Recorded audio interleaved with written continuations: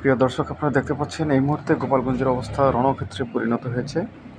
আপনারা জানেন এনসিপির পূর্ব নির্ধারিত এই আজকের যে জনসভায় গোপালগঞ্জের যারা আওয়ামী লীগ, ছাত্রলীগ, অন্যান্য অঙ্গ সংগঠন তারা রাস্তা ব্লকেট করে দিয়েছে।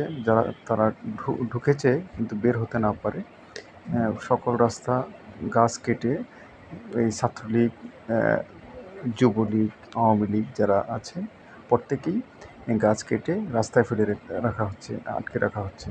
এই মুহূর্তে এই হচ্ছে গোপালগঞ্জের পরিস্থিতি। দিনকে দিন পরিস্থিতি আরও ঘোলাটে হয়ে যাচ্ছে। এই যে দেখতে পাচ্ছেন যে গাছ কাটা হচ্ছে, গাছ কেটে ফেলছে রাস্তা ব্লকেট করার জন্য, এবং জয় বাংলা জয় বঙ্গবন্ধু স্লোগানে মুখরিত করছে গোপালগঞ্জের রাজপথ।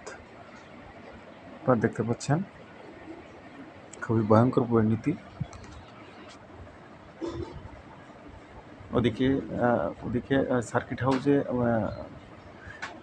সেফ জোনে আছেন হাসরাত সার্জিসরা, তারা কোথাও কোনো দিকে বের হতে পারছে না।